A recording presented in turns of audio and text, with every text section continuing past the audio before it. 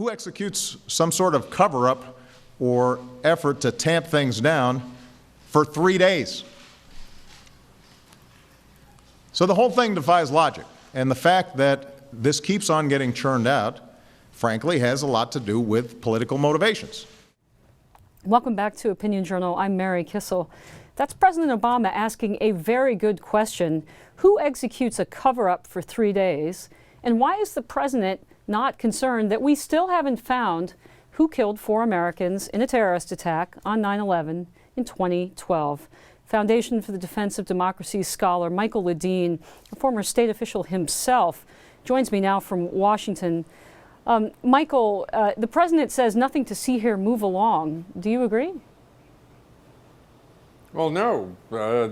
Since we still don't know who killed those 4 Americans, we still don't know in the detail that we'd like to know about it who failed to secure the embassy, the consulate, the annex, all of those things. We still have no explanation for why no military units were sent to try to save the lives of those people who were under attack in Benghazi. There's a million questions we don't know. And most amazingly, we do not know where that huge cover-up came from that introduced that so-called video as the rationalization for the attacks on American diplomatic facilities. Who came up with that one? Yeah, Michael, your latest piece focuses in on the so-called third edit of what we now know were 12 edits of those talking points.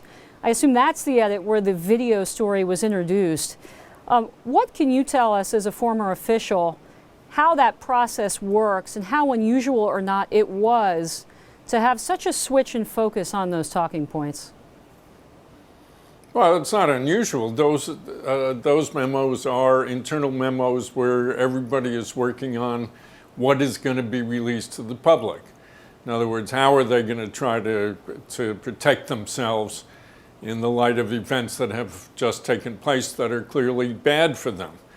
And so CIA took a shot at it, drafted it, said, here's what we knew.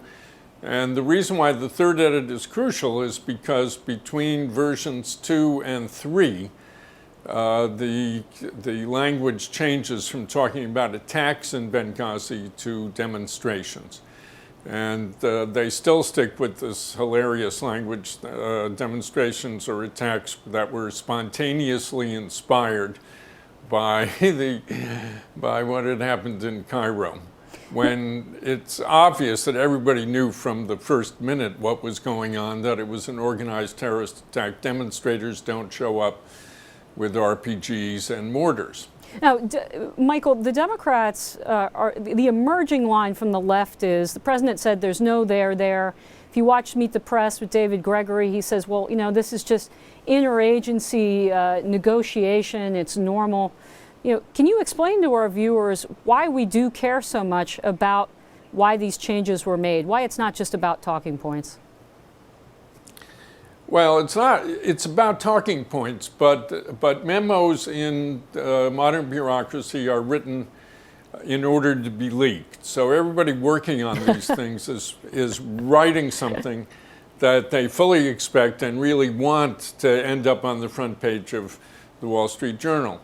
So that language is terribly important, and so it's fun. And if you want to understand how the system works, you have to look very carefully at the words. When attack changes to demonstration, that's very important.